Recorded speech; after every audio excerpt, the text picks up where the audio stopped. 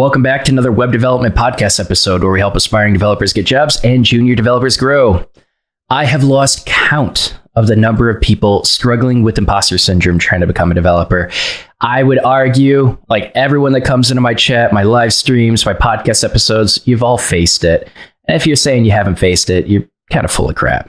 Like, we've all faced those bumps trying to become a developer. No one goes through an easy path entirely. So I kind of want to shed some light on, essentially 4 developers right here that have gone through some bumps in the road trying to become a developer. It's not an easy path.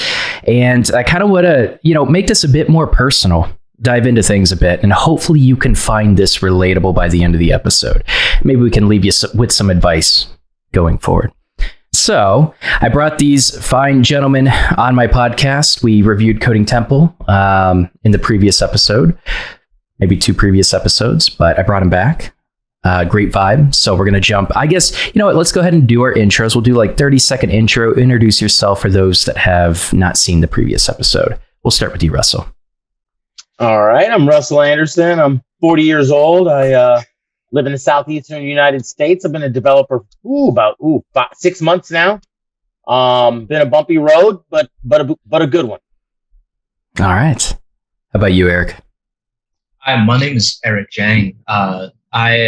I've been a developer for almost a year now. It's pretty much it. Nothing new going on. Okay, cool. How about you, Sydney? Yeah, I'm Sydney. I live in the Midwest, around Milwaukee, and not a developer, but mostly work in the data science field, data analyst field, and as well from Coding Temple. Graduated, was part of that August cohort. All right, cool. All right, so let's jump into the meat of things. I'm going to share a few things. And, if you've watched my live streams, you're going to hear a few things I've talked about in the past. But I want to share a few bumps in the road that I've hit. Because there were so many points where I felt like I wasn't going to become a developer. In fact, like I went through, am I even going to be successful in life? Right? I was faced with this decision of, it's taking a long ass time to become a developer. There's local mills, right? I know people in the mills. I might just need a job to be able to pay the rent. So I stopped hopping from home to home, try to afford rent, right? That was the situation I was at when I was becoming a developer. I almost gave up. I truly did. I was picking up part-time jobs. I got lost. And for those that don't know, I actually went to coding boot camp at the end of that journey. It was like, okay, you know what? If I can't become a developer within like 4 or 5 months or so, like I really have to choose a different path at this point. I've invested way too much time into it. I remember going in, I was surrounded by multiple people that had like computer science degrees, and they were like knocking data structures and algorithms problems out of the park. I'm sitting here struggling, feeling so stupid. I'm like, how am I surrounded by all these people? Like, I can't get it. Does my brain not work like that? Is it not fast enough? And like, man, I remember like second week in, my train got stopped because I would take the train in. Commute was like 2 hours into Chicago, 2 hours out. And I would take the train into Full Stack Academy, and I got stuck. And the tracks got frozen. I was stuck there for like 6 hours. I was already struggling. I missed a little bit of class, and I was already falling behind. I remember talking to the director at the time, like, is this even the right fit to continue this? Like, I'm already like, it was kind of just like, it felt like a sign for me to just give up. And I'm glad I didn't. And I went to school the next day, but that was the moment that I almost just completely gave up on my journey of becoming a developer. And that confidence, the thing is, like, I didn't think or do anything to like move me past that moment. I just kept going forward. And that confidence didn't even come for like a year later into being an actual professional developer. Like, I struggled all the way through a coding boot camp and becoming a developer with like no confidence whatsoever. Man, I came so close to giving up. And when I talk to so many aspiring developers, they're in the same path, right? Everyone has their different story. They have their different challenges, but I don't really have the secret to like get past that imposter syndrome, right? And for me, it's like, even when I give people that advice, It's you have to just keep moving forward, that a confidence will eventually come. You have to trust the process. So like, I don't have this formula or this secret to get past imposter syndrome. It's just literally continue moving forward, gaining more accomplishments until you slowly build up that confidence. But, you know, that's sometimes I sell my journey as like an easy road to becoming a developer. It's not. It was a rocky one. I took like 2 years, 3 months to become a developer. I finally got that first position, but that's kind of my journey. I want to hear your journeys. Like, tell me, you know, share some of the bumpy parts of that journey for you.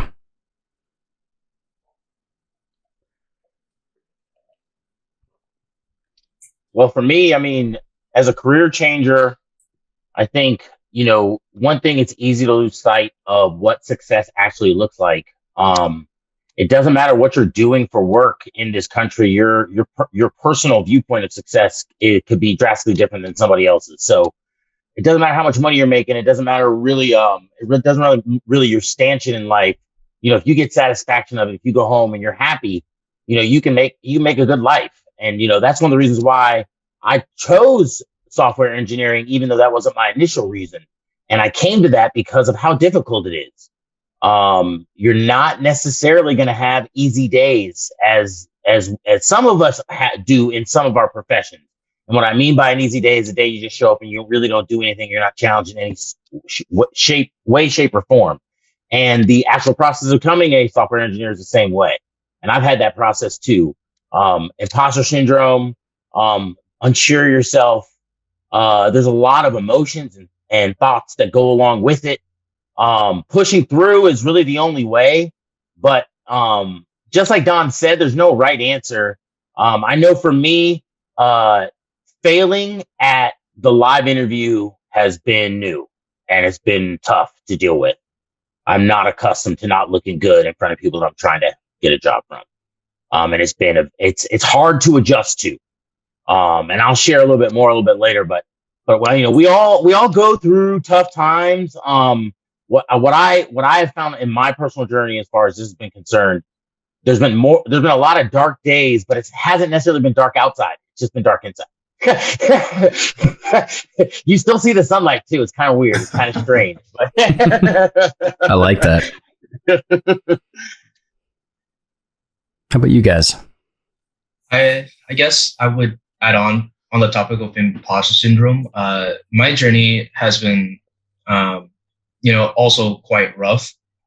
Coming from a mechanical engineering background to a software engineering bootcamp. There were days when, I've broken down, right? There are days where it's like, damn, why am I doing this?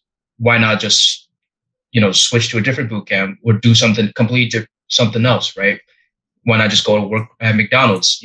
As long as I'm paying the rent, what am I upset about? But I think ultimately it's important, very important to have a very good support system.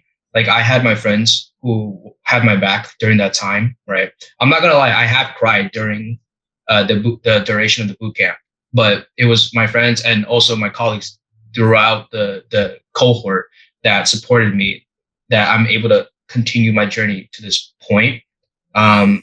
And I would say probably the best lesson I've learned thus far is the connections you've made with people in life. There are going to be a lot of people. They're all going to be your supporters. They all have faith in you. It ultimately comes down to if you have faith in yourself. But when you struggle to believe in yourself, reach out to your friends, reach out to your family members. Yeah. I feel that so much. Yeah, from my side, and maybe even going as to why I decided to go to the boot camp, I think it was because I felt like an imposter to begin with. I didn't go to become a full stack developer, but to enhance and put my data technical skills on steroids. I was a data analyst, but I didn't feel like one. The technical maturity stack that I had at best was Excel, Google Sheets, and a couple of G Suite APIs, but that's not really using any technical skill. So for me, it was, I feel like an imposter because I look at other people that are data analysts at other roles at other companies, and they have a stack, and they can talk SQL and Python and all these amazing languages, and they know what it means. So I think for me, it was because of that imposter syndrome, I wanted to get rid of it. But then I ended up having a different kind of imposter syndrome where it's like I'm uncomfortable, but that's kind of a good thing. But I felt that I didn't belong, but it was, I think, because I didn't feel that I belonged. But that was a good thing because it means I was not comfortable. And the opposite for imposter syndrome would be not growing, just being static, doing nothing. You're not growing. So I think feeling uncomfortable and feeling like an imposter is a good hit. It's a good thing in a weird way. You know, that's interesting. So I heard a phrase a long time ago. If you kind of have a feeling, if you kind of have a gut feeling or an idea you're supposed to do something and you're afraid of doing it, but you have a couple options in front of you, and this one is a bit easier, not so afraid, it's probably more achievable, you absolutely should tackle what you're afraid of specifically. Like you got to weigh like what's actually going to give you the most value. But like the lesson essentially is like you have to kind of charge forward into those uncomfortable situations. And you, like you said, you can use that imposter syndrome as fuel. You can, like it's a double-edged sword. It can be debilitating 100%. And it can fuel you. And sometimes, I mean, maybe this is unhealthy, but for me, it's like, man, I'm not doing good enough. Like I can achieve a lot more. I can accomplish a lot more. And like having that constant nagging feeling of I'm not doing enough and I'm always critical and I know I could achieve more. It's like that's been very stressful in my life. And that's part of who I am and my personality. But that literally is my driver. If I erase that, I don't have a drive anymore. Right. So it's that double-edged sword that you have to balance. And, whether that's super healthy or not, maybe it is, maybe it isn't. But like a common thing I hear with a lot of people is, that can be a little bit of a fire under your butt. It can be that motivation, but how do you balance it and not completely burn out? Completely agree. You can't have your cake and eat it too. There's the anxiety and stress part of it, but then I lost the fire in my belly. So. But just like anything, you have to learn how to be successful. So in this process, you're learning something new. You don't know what that's going to look like when you get to the end of the tunnel. So you really don't know what success is going to look like. So, as to what you say, Don, about imposter syndrome driving you and creating a fire under you, that's what it's really done for me. Well, initially it the first month and a half, it paralyzed me. I'll be honest. It completely paralyzed me. And there's many jobs where I was just like, that I'm not even gonna apply to that because you know what? I know that they won't even take a look at me. But after I fell on my face a few times, I started to sit back and be like, you know what? It really doesn't matter how I feel. If I'm gonna do this, I'm gonna do it. I'm gonna do it. So, let's go do something. If you're too scared to do this, let's go do something else. And so, I think it's part of how you look at it, but also, I have that same fire as you do, Don. There's been times over my life where I've switched up because I didn't think I was doing enough.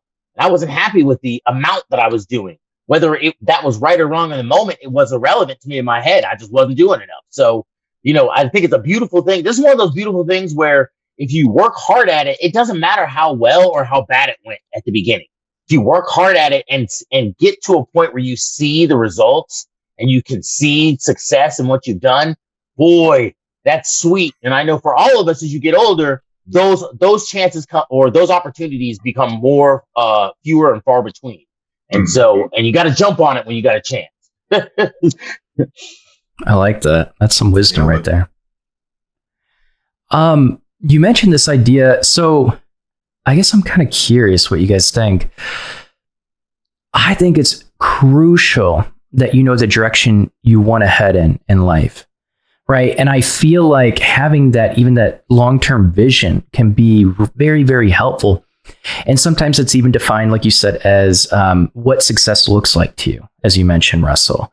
And it can be a little bit more short term, right? What does success look like going into this coding bootcamp? What does success look like, trying to become a developer? Or why am I even getting into tech in the first place? And, maybe it is like, Russell, you felt like, in some previous industries, you weren't really challenged enough and you're like, I'm not doing enough. I don't know like what it is, but like, I got to do something else. Right.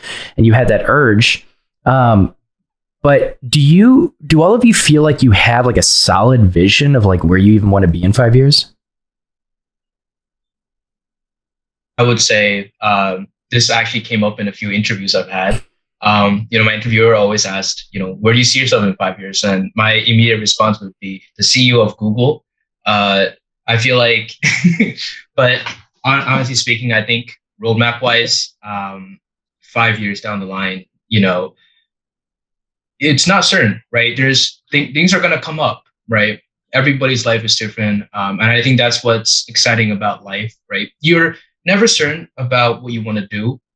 But as long as you, like Russell said, as long as you get that reward at the end of the tunnel, you feel satisfied. You feel like you've accomplished something in life. And I think that's pretty much what everybody strives for every year.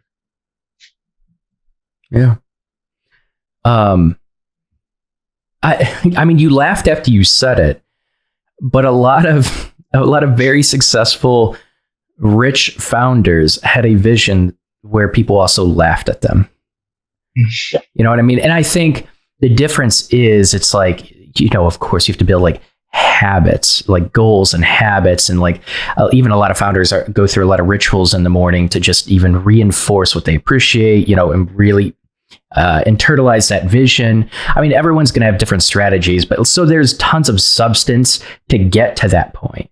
Mm-hmm. But no one that was very successful hasn't been laughed at before for their crazy vision. And I think, I kind of have that goal financially, revenue wise. And I find that the higher I set that goal, as long as I break down that goal into tons of smaller goals, break it down like a year, 6 months, 3 months, 1 month, every week, I feel like I definitely achieve my revenue goals faster than if I set that goal a little bit less. That's just one thing I've noticed in myself.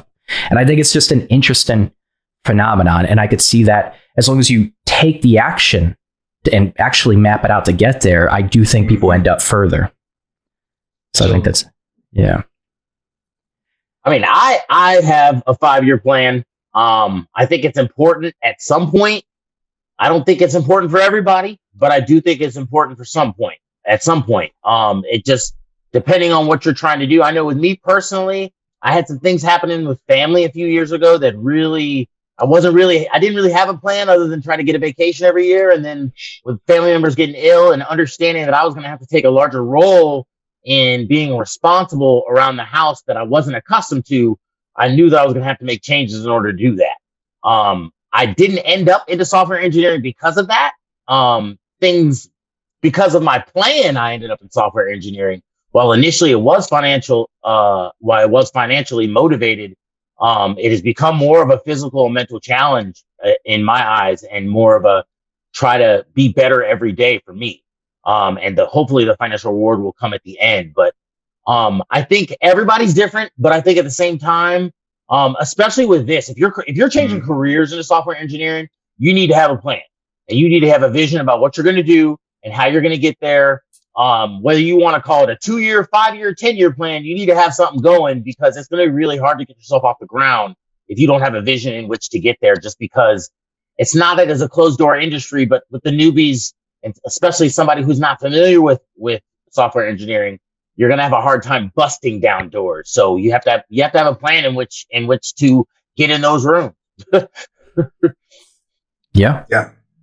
I don't want to beat that horse to death, but I do agree on that roadmap of, I think having that intent as well. For me, I took some time off from my last job, and I think being unemployed by design was one of the best things possible. I mean, sure, I'll still do a couple of gigs freelance to some extent, but I think having that ambition and drive can sometimes be a blind drive, and then it's just a rapid drive towards the next role, the next job, but without a roadmap.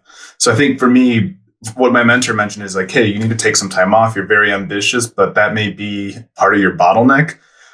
Have a laser focus of what you want to do. And even if you shoot straight to that line, the scope might move a little bit, but you're still shooting in the same way. Give yourself some flexibility and range of where you're going to end up with that target. It's going to be a little bit more accurate, but it's instead of spray and pray, where you may not know what's actually going to be shot. So yeah, definitely would recommend exactly what the both of you have said, creating that roadmap and making it into digestible goals. Otherwise, you're going to try to tackle everything at the same time, and you're back to square one. that last thing that you just said, and I think that's what people feel. They kind of have a narrow vision, or they perceive themselves to have a narrow vision of becoming a developer. But the actual reality of how they feel is they're feeling like they're tackling everything. They're feeling like, and I think that feeling becomes very overwhelming. And I think you can alleviate some of that overwhelming feeling by narrowing it down. And maybe it isn't just like writing goals down and breaking that down, but maybe it is just trying to solidify where you even want to be in 1 to 2 years, right? Maybe that's just a start in trying to visualize it. I'm a sucker for, I'm constantly watching YouTube videos and audiobooks on like productivity and just like mindset. And I feel like I used to, when I would listen or watch this kind of stuff, I'm like, this is bullshit. Like all of this, they're just trying to sell courses. They're just trying to, like get me into some kind of funnel. And a lot of them are, I'm not going to lie. A lot of them are, but but when you start hearing multiple, you can call them gurus, mentors, or people that are just successful entrepreneurs, when you start, like I'm telling you, entrepreneurs, if you want to solidify really strong habits and a mindset, entrepreneurs had to overcome that. That is like the number one thing to be successful as an entrepreneur. And you start seeing like common patterns across all of these entrepreneurs. And yeah, some of them are trying to sell courses, but you hear the same advice enough over and over and over. It's like, maybe some of it worked, right? And so I'm going to try it myself. I'm going to implement it myself. And I feel like, man, vision and just planning that out, and even just like, and if you feel overwhelmed, breaking that down into smaller and smaller goals that are achievable, it's, even if it's not super accurate, you can kind of just see how things are going on in life. And you could be flexible too, right? You could start for 3 months. Like I'm going to go through, I don't know, I'm going to do free code camp, and then maybe like Treehouse or something like that, whatever course you choose. And then, I don't know, you have to watch the kids an extra 5 hours a week or something like that. Or it's like maybe Treehouse, their full-time program.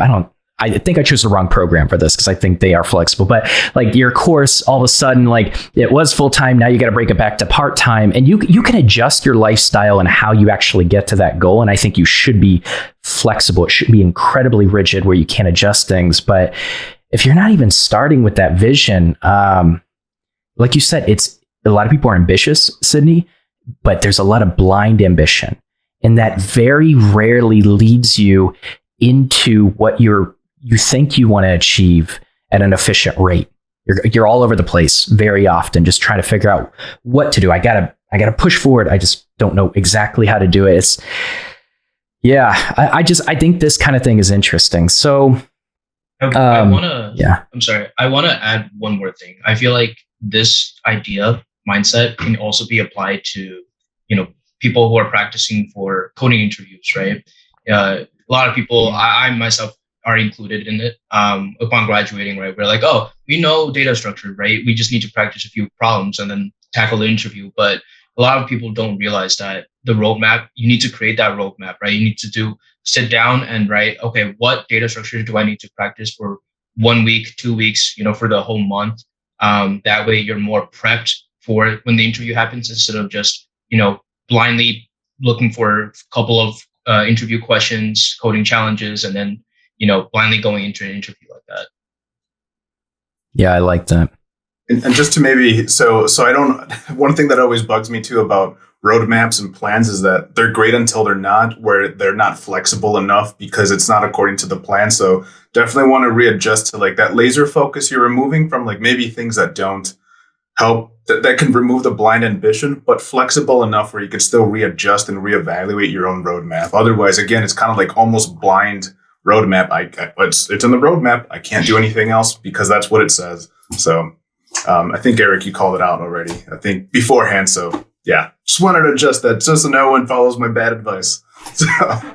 No, I liked it. Well, let's pretend you guys didn't go through a coding boot camp. A huge struggle with a lot of people is, how do I know I'm improving as a software engineer? Like, what were those moments where you felt like, oh, cool. Like, I didn't know that a few weeks ago, or like my code it's better quality now. Like whatever that means. What were those moments for you guys? When I pressed the play or run key and the code runs flawlessly. No errors, no bugs. Okay. Well, I mean, being able to recognize actually what code is saying. And so it was a good little period where it didn't matter what it was. It just looked like gibberish to me. And because I had certain little buzz things memorized, I could get by. But especially with JavaScript, JavaScript's one of those, it's real elegant if you can read it, and read it the right way as well. And so once I could start reading it and that little light started coming on, that's when I really started to be like, okay, now I'm starting to understand this a little better. And then, software engineering, there's a functional understanding, there's a technical understanding, there's a abstract understanding. There's a whole lot of different levels you can get by in certain conversations. But, once you can actually talk about what you're doing and actually talk about it intelligently and every little aspect of it, that's when you know you're on the right path. And once you can explain it to someone that's not as technical as you as well, and break that down, that's a really hard challenge to tackle. I'm glad that you brought up the abstract part of it, Russell. I completely agree with it. I think, at least from the data side, it can be a little bit different. It's still usually the same functions, the same systems thinking and logic.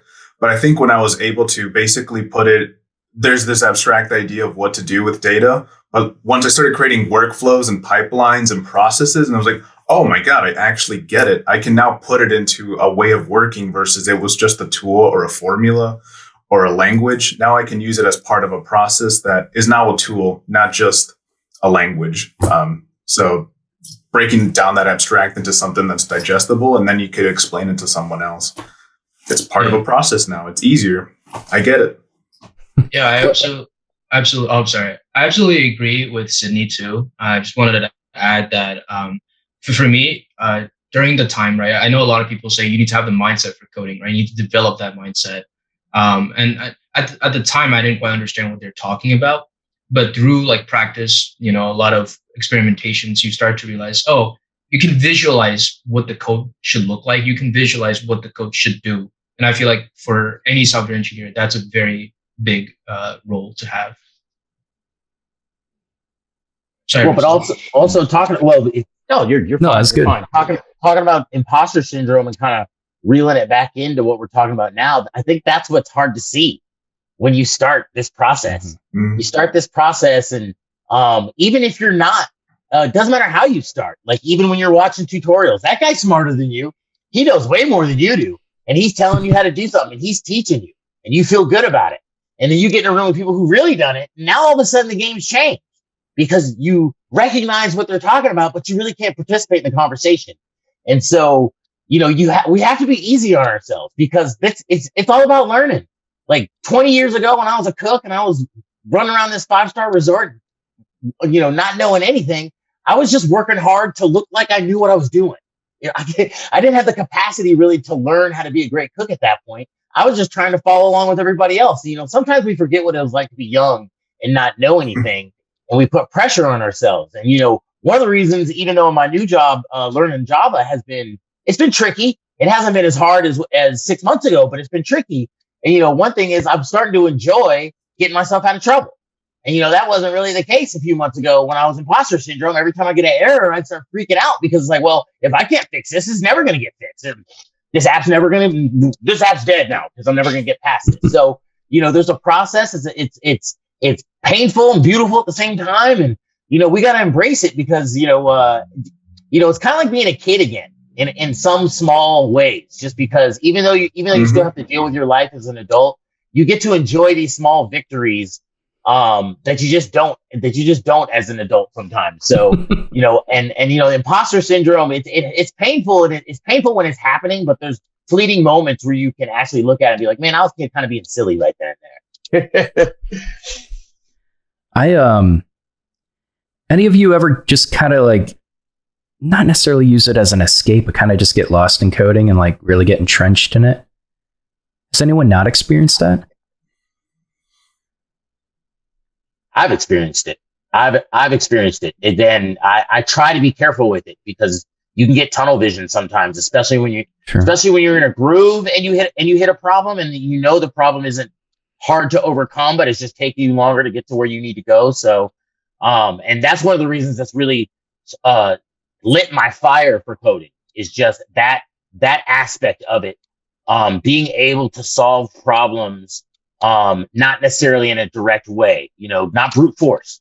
You got to find a way to do it so everything is still working. And I would hope that everybody had that moment, but if you didn't, it's coming. It's coming. Especially if you're going to do this professionally, it's coming. You're going to get to a place where you just can't, you can't not look away from the screen. So I want to elaborate on what you're saying, Russell. And kind of, I guess, on what I'm saying too. A lot of software engineers do experience it. In the beginning, a lot don't. Many don't. And they're like, well, is it for me? Because they hear other software engineers talking about kind of just getting lost in the code, spending hours, and like, oh my God, I got to eat. Oh my God, I got to go to sleep, right? And some people it's like those 3 hours, they don't fly by.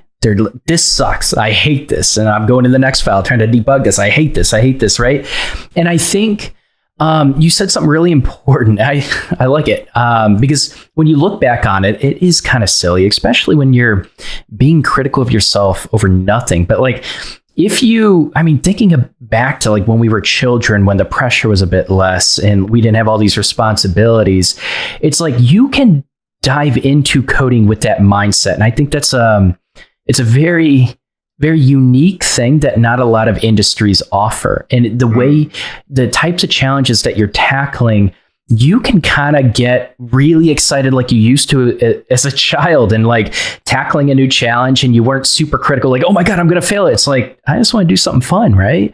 And like learning to have fun with coding is so, like, once you can start achieving that, it's so crucial for your growth is going to accelerate, and like your mind's going to start opening up to it. You're not going to be so frustrated. And like, I think part of it is just realizing it's like, just because you don't get a bug in 3 hours, like, how many other software engineers have taken days to like solve, a similar bug, right?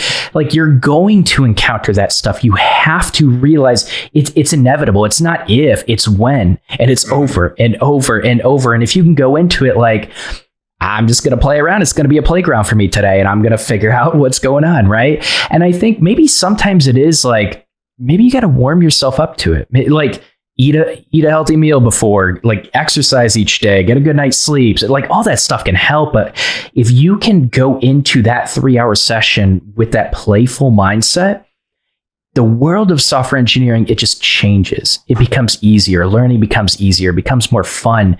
Like, as we get older, we start we don't have the luxury of everything being super fun with no responsibility anymore. And I think you have to like challenge that mindset that you've developed over time in yourself to have fun and treat it like a playground, and just dig into the code like that without stressing yourself out. I'm really glad you brought that up, because I obviously not a full stack developer, but just the skills and the logic, the syntax, the ways of thinking, I think has actually affected my ways of working on soft skills and intercommunicational and ways of working in general, where like, instead of seeing it as this is my job, I have to do this and I just happen to code or look at data, now I'm seeing, are there ways to improve how I work as well, working with others?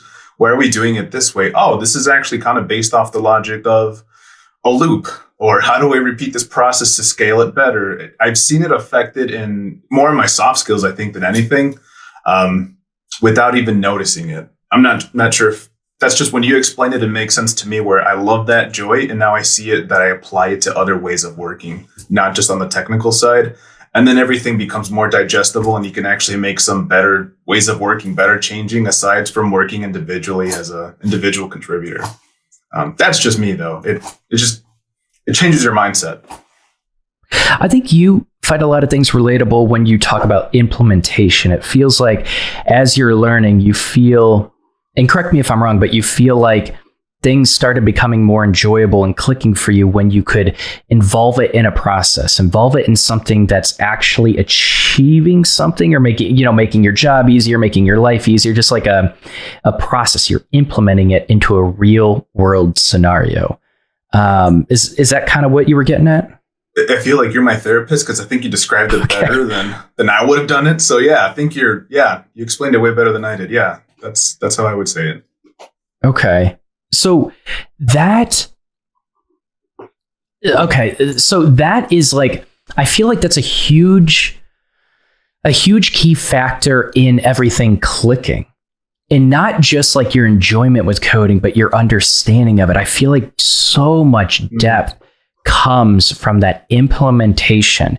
And I feel like, the advice to give aspiring developers is essentially like build personal projects. Like, what the hell does that mean? Like, what do I even want to build? What am I supposed to build? What am I going to get hired for? And like 1,000 other questions pop up. But like, this is why I highly recommend. It's like, well, do you have like a freelancing gig? Is there a tool you could build for that? Do you want to make extra money? Like, maybe that is, you just want to see if you can make extra money by building some sort of extension or like your own website and build your own shop on it. Or maybe you, I don't know, you just kind of want to build landing pages for businesses. Maybe you want to try to start a company and build like a pricing model around your product that you're launching. Like, there are so many ways where you could start thinking about like how to actually take all this knowledge you have swirling around in your brain and dive into, like, you can just up your game, your skill level, by diving heavily into implementation.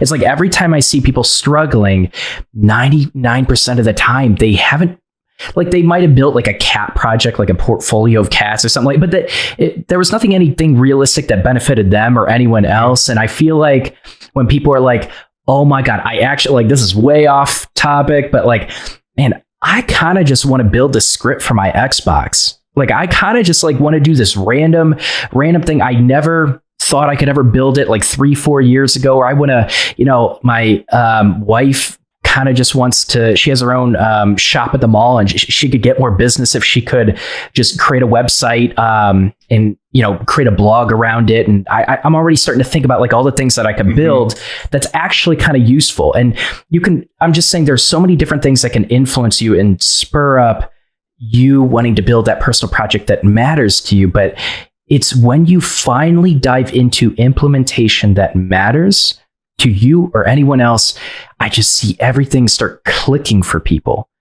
And it's getting people to realize that and trying to really think about what they want to build, or even just like adapt into their process of how they even tackle everything in life. But yeah, it's just, I feel like I'm just ranting now, but I feel like that implementation is just key, and a lot of people aren't quite accessing it as soon as they should. But that's the hard part, though, is because you can't have fun, because you don't understand as well, it's harder to have those real moments. And so, to your point, Don, when I wasn't doing projects, when I wasn't planning anything, and I was just kind of piddle paddling around with the two little things I was trying to keep going in my GitHub, it wasn't fun. And then when I figured out there was a couple projects that I was kind of did a little research on, and I wasn't really interested on them. And then I found another one that kind of helped me learn SAS a little bit. And I got a little bit deeper into React. All of a sudden, 6 days later, I've slept maybe 2 to 4 hours each night. And, depending on how closely I was paying attention, 10 to 12 cups of coffee over the course of the day. So, it took, it took something, to your point, it took something that I cared about, but I had to have my interest piqued in some way, shape, or form. Even though I understood, and even though I knew how to make the React project, I knew how to get my render stuff onto the screen, I knew about my components, all that good jazz. I still wasn't speaking to me in any sort of type of way. And, that's the one thing I envy about somebody who could just do it. Like, that was the thing that was really annoying about the whole learning process, is seeing the people that could just dive in and screw up and break their stuff and not care. Because I cared. I didn't want it to break. And like, it mattered. And I don't know why it mattered, but it just mattered. And so, to your point, Don, it is hard to have fun. It took me a while to have fun. It took a good while to have fun. And there's still fleeting moments when I'm not having fun. Quite honestly. But I also don't sit down. I don't think of coding as a fun thing to do on the weekends if I'm not doing anything either. So there's a flip side to that as well. I'll be able to step away from this job easier than I would have in my other careers, because I'd never be able to my other careers I take home with me and I never stop thinking about it. So it just depends on how you look at it. But to your point, understanding it better makes it easier to have fun. Unless you already think it's fun just to play around with it. And I can go down this dark hallway and I'll screw it up, but I don't care. And some of us just are wired that way. Like, I know I'm not wired that way. Yeah, that's an important thing to recognize in yourself. And that, you know what? And I was just talking about it today. Everyone obviously is wired differently, and they tackle this with a different mindset, and their mindset evolves in a different way than other people's. And you can see some commonalities, but like a big portion of this, I just feel like software engineering is this weird field. Like, we've been trained through traditional education to like just think a certain way and just learn a certain way and be able to recall information. And a lot of it like lacks implementation. And I feel like software engineering is this weird, unique industry that forces you to challenge that narrative that, you know, traditional education has built up for so long. It's I don't know. I feel like it's just really interesting.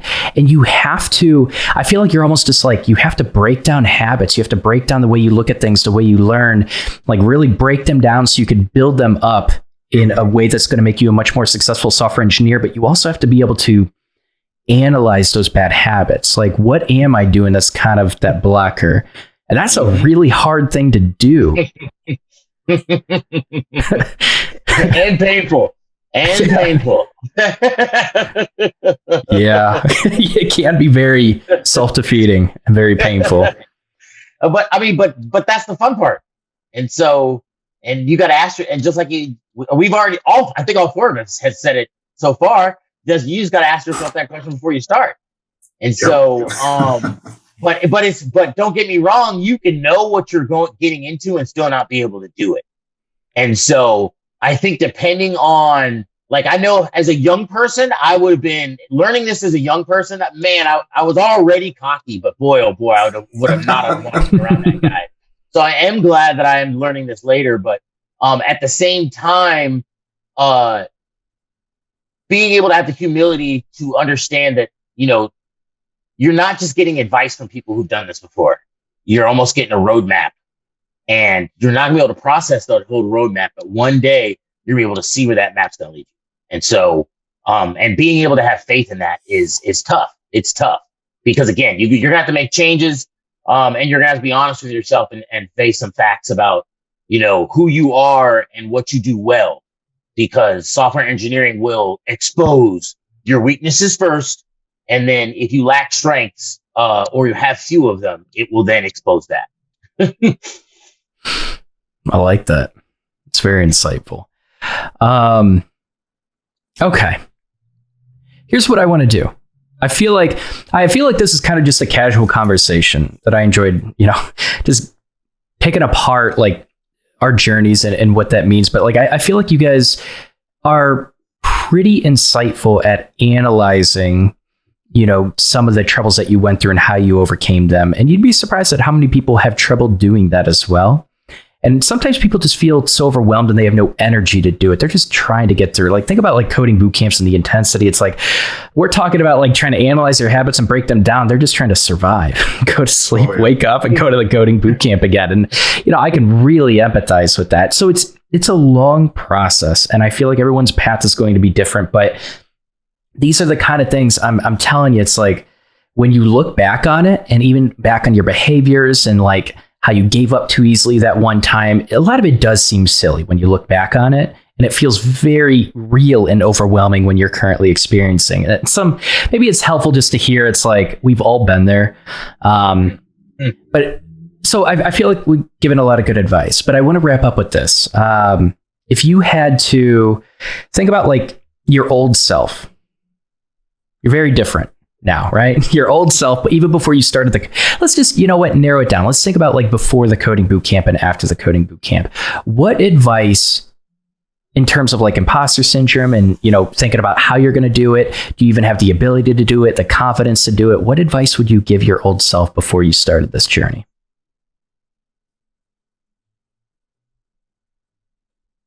Gentlemen? I would say actually create a roadmap, because I went in blindly. Actually have a roadmap and actually put in the effort to study some data structures outside of class.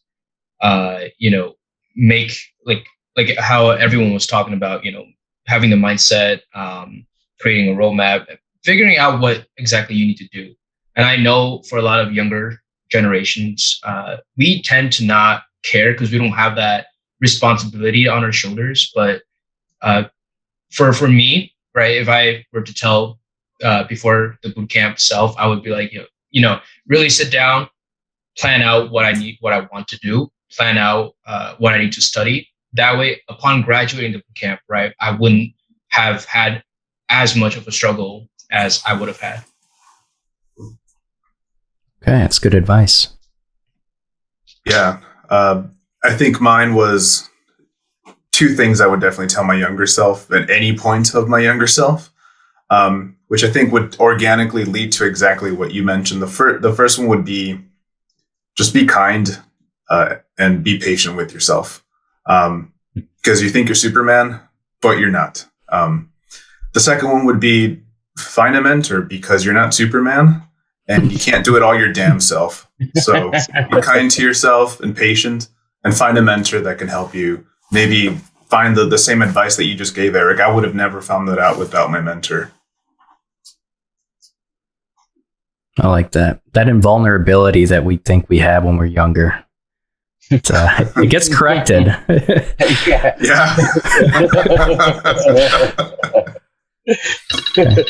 I would tell myself, number one, understand what the basic skills of software engineering are and live in that. Loops, conditional statements, whatever language you're in, how to render, the basic way how to render. Focus on that, because all the other fluff will make it look good, but that's not what's actually going to put the work on the screen. So if you don't know how to put the work on the screen, all the rest of the stuff isn't important. And then also, when you're learning a language, go deep dive into it. That, try to immerse yourself while you're learning it, while you're being taught it. Just because it's only going to be there for that little period of time, and trying to look back while you're learning something else is very difficult to do. Which is, I did way too much. I had my head in 3 weeks back, and in the same week as we were learning, and it was just a whirlwind. So by the time everything caught up, it was over. But just like Sydney, just be kind to yourself. I don't know why, but I was really hard on myself. And even though I was enjoying it, and I was living in the moment, and the experience was wonderful, man, the weekends were miserable. I lost a lot of sleep on weekends, whether I was working on something or not. I mean, there was a couple Saturdays where I was up till 3 o'clock in the morning, just staring at the screen, not doing anything, like just staring at it. Could have went to sleep at 11 and not hurt anybody. Got the same amount of stuff done. And so, so just be easy on yourself. And this is, I was telling this to myself, but I just didn't actually follow through with it. It's hard. It's not simple. And like, even if you're learning off of a tutorial, it's hard. It's not easy. I don't care who tells it to you. It's hard. So you're going to have some tough moments. Be ready for it. Have your shield, whatever weapon you need, whatever defense you need. Be ready for it, Russell, because it's coming. It's coming. Don't be surprised when it comes. There's a couple times I got hit by the bus and I just wasn't ready. And I was really upset with myself because, those lights were bright. Those headlights were right there, and I just didn't get out the way. But I mean, just echo the same thing that both guys said. I mean, it's just one of those things. It's fun. It's a murder scene. It's all those things all in the same time. It's really cool. It's really cool and terrible all at once. It's a fun murder scene. All right.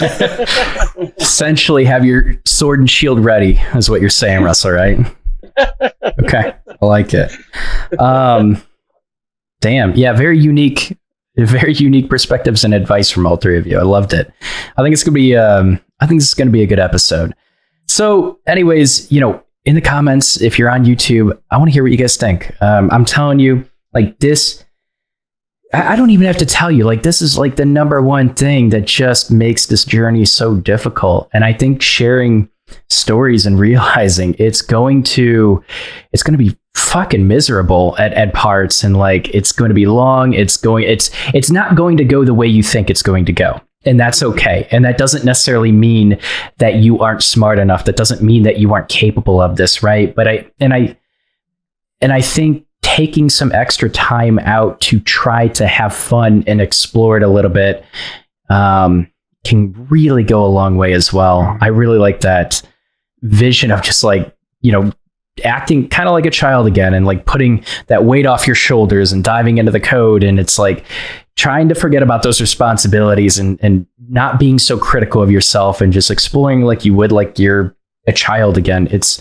I've never heard that before. And it's just an interesting way to put it. Okay. That's it. That's the end of the episode. So, let us know what you think of the episode in the comments below. But let's go ahead and do our outros. Russell, if people want to reach out to you, where could they reach you? Russbot250 on Twitter. I am also in and out on LinkedIn. R. Anderson. There might be some numbers in there. I'm not sure. But hit me up. Hit me up if you see me. I'm around. I'm always around. Sounds good. How about you, Eric? You can find me on LinkedIn, Eric Jiang something. I'm always on LinkedIn. If you have any questions, feel free to hit me up. I am literally bored with my life, so yeah. Okay, be careful what you ask for. Okay. All right, how about you, Sydney? Yeah, same LinkedIn, Sydney as in Australia -Romero or SydneyRomero.com. So. Okay, cool. Well, I appreciate you guys coming back on. I think it's going to be a good episode, but like usual, stick around for a couple minutes. But seriously, thanks so much for coming on again. Thanks again, Don. Yeah, thanks.